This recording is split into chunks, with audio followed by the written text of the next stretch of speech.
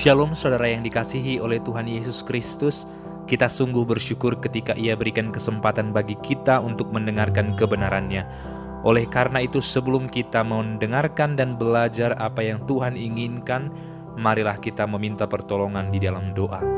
Bapa di dalam surga, kami sungguh bersyukur saat Engkau berikan kami kesempatan untuk mendengarkan Engkau.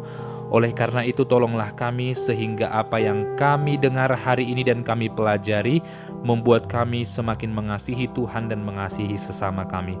Terpujilah nama-Mu dalam nama Yesus Kristus. Amin.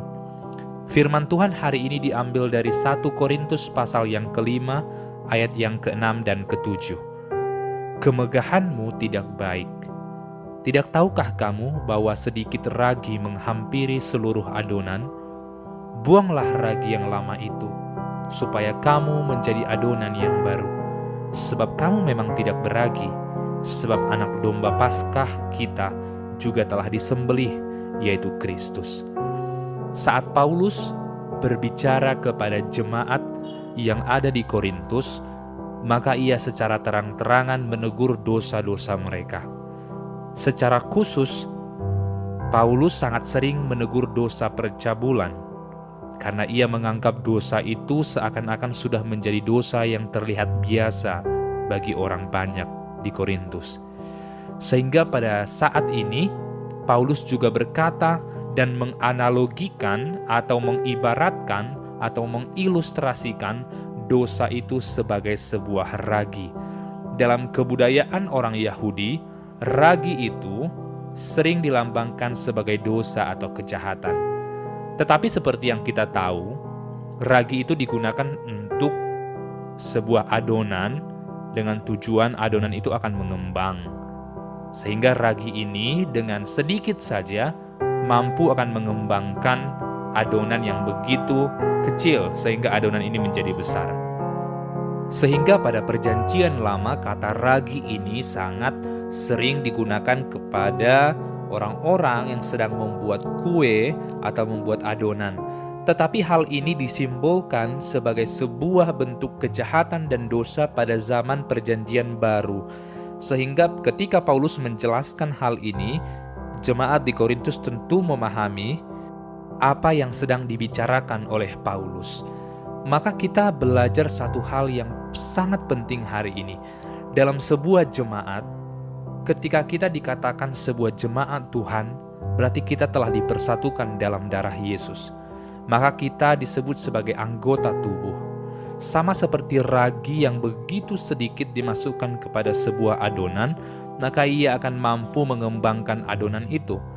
Maka dosa dalam sebuah jemaat ketika dibiarkan terus-menerus sekecil apapun, maka ia akan menjalar kepada banyak orang. Sehingga ketika kita membaca bagian ini, kemegahanmu tidak baik, Paulus kali ini menegur tentang kesombongan atau kemegahan orang-orang yang ada di Korintus. Sehingga ketika kemegahan ini terus dipupuk, terus dipertahankan, tidak ditegur, maka ini akan mempengaruhi anggota tubuh Kristus yang lainnya. Sehingga Paulus mengibaratkan dosa ini mengharimi seluruh adonan.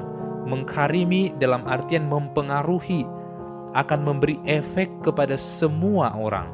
Sehingga kita perlu bertanya kepada diri kita, saat kita berada dalam sebuah jemaat, saat kita berada dalam sebuah komunitas, saat kita berada dengan banyak orang, kita menjadi orang yang seperti apa?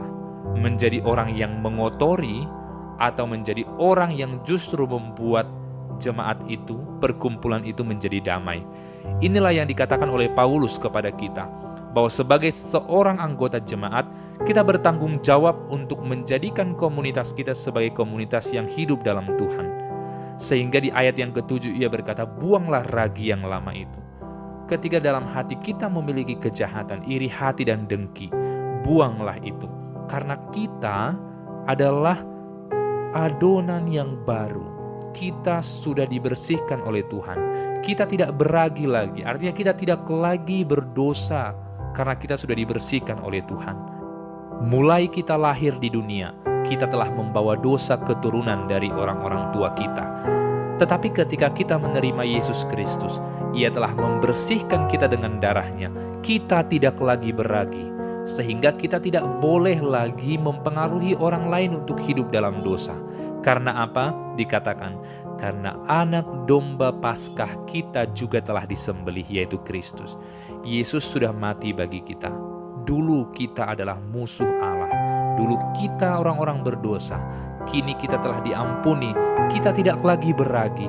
Kita tidak lagi punya kejahatan yang membawa orang lain juga ikut dalam kejahatan. Karena Yesus telah mengampuni kita. Maukah kita hidup di dalam pengampunan itu? Maukah kita hidup di dalam damai bersama Tuhan? Maukah kita memberikan pengaruh yang benar kepada saudara-saudara kita seiman? Kita telah hidup dalam sebuah komunitas, kita telah hidup bersama dengan orang-orang yang percaya, tetapi seringkali justru kita yang membawa mereka kepada perbincangan yang tidak Kristiani. Justru kita yang sering membawa mereka kepada dosa yang baru. Maka kita diminta untuk membuang kejahatan itu.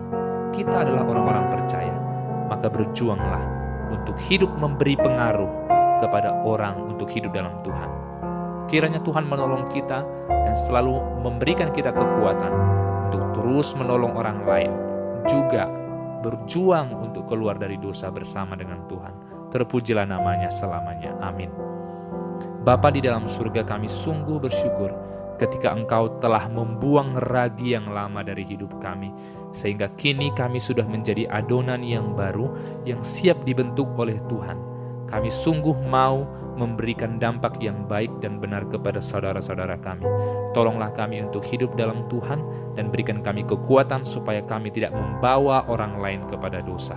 Terpujilah nama-Mu dalam nama Yesus Kristus. Amin.